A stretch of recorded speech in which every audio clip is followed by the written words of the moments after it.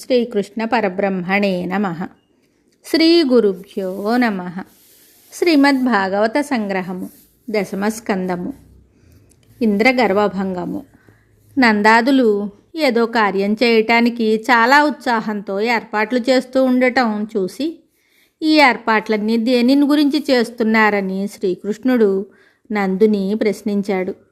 అప్పుడు నందుడు ఇలా చెప్పాడు: కుమారా, ఈ ఏర్పాట్లన్నీ ఇంద్రయాగం చేయడానికి జరుగుతున్నవి. ఇంద్రుడు వర్షాధిదేవత కదా. సకల జీవులకు జలము అత్యవసరం. పంటలకు పచ్చికలకు ఆ జలమే ఆధారం. పచ్చికల వలన పశువులు, పంటల వలన మనుష్యులు వర్ధిల్లుతారు. పాడి పంటలు సమృద్ధిగా ఉంటే నరులు సురలు కూడా సుఖ సంతోషాలతో ఉంటారు. అందుచేత ఇంద్రుని మెప్పించడానికి ఈ ఇంద్రయాగం చేయటం తరతరాలుగా వస్తున్న ఆచారం అని చెప్పగా, ఈ మనుష్యులంతా ఒక మూఢ విశ్వాసంతో పూర్వాచారాన్ని అనుసరించి చేస్తున్నందున వీరికి యథార్థ స్థితిని తెలియచేయాలని, అహంకారముతో మీడ్చిపడుతున్న ఇంద్రుని యొక్క గర్వాన్ని అణచాలని స్వామి సంకల్పించి అక్కడ ఉన్న పెద్దలందరికీ అర్థమయ్యేలాగా ఇలా చెప్పాడు: అయ్యలారా, ఇంద్రుడు, వరుణుడు మొదలైన దేవతలందరూ తమ తమ విధులను నిర్వహించడానికి భగవంతునిచే నియమించబడిన కార్యకర్తలు.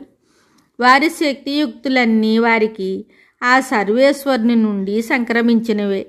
స్వతహాగా వారు స్వతంత్రులు కారు. ఇంద్రుడు వర్షాన్నివ్వలేడు, దానిని ఆపలేడు. కర్మమున బుట్టు జంతువు కర్మమునన్ వృద్ధి పొందు కర్మమున జడున్. కర్మమే జనులకు దేవత, కర్మమే సుఖ దుఃఖములకు కారణమధిపా. మహారాజా, జీవులు తమ తమ పూర్వకర్మల చేతనే పుట్టి, కర్మల చేతనే వృద్ధి చెంది, కర్మల చేతనే లయిస్తారు. అందుచేత కర్మమే జనులకు దేవత, కర్మమే సుఖ దుఃఖాలకు కారణము. కర్మయే చేయని నాడు ఇంద్రుడు కాదు కదా. ఈశ్వరుడైన ఫలితాన్నివ్వలేడు. కర్మయే ఫలితాన్ని తెచ్చిపెడుతుంది.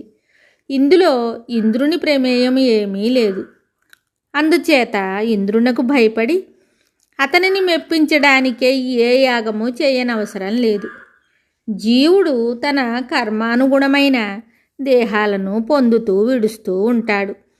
తన స్వభావానుగుణమైన కర్మనే ఆచరిస్తాడు. అతనికి కర్మమే దైవతం గనుక కర్మనే ఆరాధించాలి. బ్రాహ్మణునకు వైదిక అధ్యయన కర్మలు స్వాభావికాలు. క్షత్రియునకు రక్షణ, వైశ్యునకు కృషి గోరక్షణ వాణిజ్యాలు, శూద్రునకు సేవ స్వాభావిక కర్మలు. సత్వరజస్తమో గుణాల వలన సృష్టి స్థితిలయాలు సంభవిస్తాయి. రజోగుణం చేత జగత్తు పుడుతుంది, మేఘాలు వర్షిస్తాయి. కానీ ఇంద్రుని అనుగ్రహం వలన కాదు. అందుచేత ఇంద్రునకు ప్రీతి కలిగించాలని మనం ఈ యాగం చేయనవసరం లేదు. దానికి బదులుగా మన జీవనాధారాలైన పశువులకు, వాటికి జీవనాధారమైన గోవర్ధనగిరికి, అందరి హితాన్ని కోరే బ్రాహ్మణులకు సంతుష్టిని కలిగించే యజ్ఞాలను చేయటం ఉత్తమం. కనుక ఇంద్రయాగానికి తెప్పించదలుచుకున్న సామగ్రిని అంతా తెప్పించండి. హోమాలు చేయించండి. పాయసం, పిండి వంటలు వండించండి. బ్రాహ్మణులకు గోదాన దక్షిణలతో సహా సంతుష్టిని కలిగించే భోజనాలు పెట్టించండి. అచంచల భక్తి విశ్వాసాలతో గోవర్ధనగిరిని ఆరాధించండి. దీనులకు, అనాథలకు భోజనాలు పెట్టించండి. కుక్కలు మొదలైన గ్రామ జీవాలకు భక్ష్యాలు తినిపించండి. మీరంతా చందనం పూసుకుని, ఆభరణాలను, నూతన వస్త్రాలను ధరించి, ఇష్టభోజ్యాలను ప్రీతితో ఆరగించి, వేడుకలతో గిరికి, గోవులకు, బ్రాహ్మణులకు, అగ్నిహోత్రానికి నమస్కారాలు చెయ్యండి. మీ జన్మ ధన్యమవుతుంది అని శ్రీకృష్ణుడు చెప్పగా నందాది గోపముఖ్యులు బాగుబాగు అన్నారు. కృష్ణుడు చెప్పిన విధంగానే అన్నీ జరిపించారు. స్వామి గోపాల బాలకృష్ణునిగా గొల్లల మధ్యన మెలుగుతూ, పూజలు ప్రదక్షిణలలో పాల్గొంటూ కూడా తాను పర్వత స్వరూపములో ఆవహించి పూజలను, నైవేద్యాలను అందుకొని కృష్ణునిగా నమస్కరిస్తూ పర్వతాధిదేవతా స్వరూపంలో ఆ పూజలను నమస్కారాలను తానే అందుకునేవాడు. నైవేద్యాలను అరగించేవాడు. గోపాలకులందరూ గోపాలకృష్ణునితో కూడి గిరికి పూజలు అర్చనలు చేస్తూ ఆలమందలను ముందు నడిపిస్తూ బ్రాహ్మణులు మంత్రస్తుతులను చేస్తూ ఉండగా పర్వతానికి ప్రదర్శనలు చేశారు. స్త్రీలు బండ్లల్లో వెళుతూ గోపాలకృష్ణుని లీలాగానాలు చేశారు. యాగం సమాప్తం చేసి అందరూ ఇళ్లకు చేరారు. దేవేంద్రుడు అంతా తెలుసుకున్నాడు. క్రోధావేశ పరవశుడయ్యాడు. ప్రళయంకరములైన సంవర్తకములు అనబడే మేఘగణాన్ని రప్పించి ఇలా అన్నాడు: వీరు పాలు పెరుగు నెయ్యి త్రాగి మదించి భయభక్తులు వీడారు. మానవ మాతృడైన ఒక డింభకుని మాటలు విని దేవతలనే అవమానిస్తున్నారు. వజ్రాయుధంతో పర్వతాల రెక్కల్నే ముక్కలు చేసిన నన్నే ధిక్కరించి కొండకు పూజ చేసి వెళ్ళిపోయిన ఈ మూర్ఖులకు బుద్ధి చెప్పాలి. కొండలు అడవుల్లో తిరుగుతూ గురువు గుణము ప్రభువు దైవము ఎరుగని ఆ అర్భకుడైన కృష్ణుని మాటలు విని వీళ్ళు నన్ను అలక్ష్యం చేశారు. మీరు వెళ్ళి ఉరుములు మెరుపులు రాళ్ల వానలతో వారి సంపదనంతా ధ్వంసం చేసి వాళ్లను అంతం చెయ్యండి. నేను ఐరావతం మీద వచ్చి చూస్తుంటాను. దేవతలు కూడా నా వెంట వస్తారు అని ఆజ్ఞాపించి సంవర్తక మేఘాల సంకెళ్ళు తొలగించాడు. ఆ మేఘాలు పెనుగాలులతో విజృంభించి బృందావనం అంతా ఆవరించాయి. కారు చీకట్లు క్రమ్మినవి. ఉరుములు మెరుపులతో పిడుగులు పడ్డాయి. రాళ్ల వంటి వడగళ్ళు నిర్విరామంగా వర్షించాయి. ఏనుగు తొండాల వంటి ధారలతో కుంభవృష్టి కురిసింది. అంతా జలమయం అయ్యింది. తలదాచుకోవటానికైనా చోటు లేకుండా పోయింది. అంతా అస్తవ్యస్తమైపోయింది. బీభత్సంగా ఉన్నది. పశువులు హడలిపోయి చిందరవందరగా పరిగెత్తుతున్నవి. అంబా అని ఆర్తనాదం చేస్తున్నాయి. గోపమ్మలు గొల్లలు పిల్లలు అందరూ శ్రీకృష్ణుని చెంతకు చేరి ఇలా మొరపెట్టుకున్నారు: కృష్ణ దయామయ, చూస్తున్నావు కదా ఈ ఉపద్రవం. ఇంతకుముందు అన్నాడు మేము చూసి ఉండలేదు ఇలాంటి జలప్రళయం. ఇది ఇంద్రుని కోపోద్రేక ఫలము. దీని నుండి రక్షించడానికి నీవు తప్ప మాకు ఇంకెవరున్నారు? ప్రభు రక్షించు రక్షించు అని ప్రార్థించారు. ఇది అంతా ఆ ఇంద్రుని ప్రతీకార చేష్ట అని స్వామికి తెలుసు. అధికారాహంకారములతో మిడిసిపడుతున్న ఇంద్రుని గర్వం అణచాలని, తనను ఆశ్రయించిన బృందావనవాసుల్ని రక్షించాలని సంకల్పించిన స్వామి ఇలా అన్నాడు: మీరెవ్వరూ భయపడనవసరం లేదు. అందరూ మీ గోవులను వస్తువులను తీసుకుని వచ్చి ఇక్కడ చేరండి. ఆ పరమేశ్వరుడు మిమ్మల్ని రక్షిస్తాడు అని చెప్పి ఆదివరాహమూర్తి అయి అవనిని పైకెత్తిన అచ్యుతుడు ఏనుగు తామర మొగ్గను పైకెత్తినంత సులువుగా, ఆడుకునే పిల్లలు పుట్టగొడుగును పైకెత్తి పట్టుకున్నంత లీలగా గోవర్ధనగిరిని ఒక చేతితో ఎత్తి పట్టుకున్నాడు. అందరినీ ఆ గొడుగు వంటి గిరి కిందకు రమ్మన్నాడు. కొందరు సంకోచించడం చూసి ఇలా అన్నాడు: బంధుజనులారా, ఈ క్రిందకి రండి. ఇతడు చూడగా ఇంత చిన్న బాలుడు. ఈ కొండను చూస్తే ఎంతో పెద్దది. ఈ మహాభారాన్ని భరించగలడా అని శంకించవద్దు. పర్వతాలు సముద్రాలు జంతు జీవరాశులు అన్నింటితో కూడి ఉన్న ఈ భూమండలమంతా వచ్చి పైబడిన నా చెయ్యి చెలించదు. నిర్భయంగా మీరంతా ఈ క్రిందికి వచ్చి సుఖంగా ఉండవచ్చు. రండి రండి, త్వరపడండి అని అభయమిచ్చిన శ్రీకృష్ణుని యందు పరిపూర్ణ విశ్వాసముంచి అందరూ తమ తమ గోవులతో వస్తువులతో గోవర్ధనగిరి క్రిందికి వచ్చి అనువైన స్థలాలు చూసుకుని నిర్భయులై ఆకలి దప్పులు లేనివారై తమకు ప్రియతముడైన గోపాలకృష్ణుని లీలావైభవ గాథలను పాడుకుంటూ ఆనందంగా కాలం గడిపేశారు. ఆ గోవర్ధనగిరి అనే గొడుగునకు స్వామి యొక్క హస్తమే కర్ర. జారుతున్న జలధారలే ముత్యాల సరులు. గోపికల చిలిపి కన్నులు చిరునవ్వులే రత్నాల వెలుగులు. 7 పగళ్ళు 7 రాత్రులు ఎడతెరిపి లేకుండా అలాగే వర్షం కురిసింది.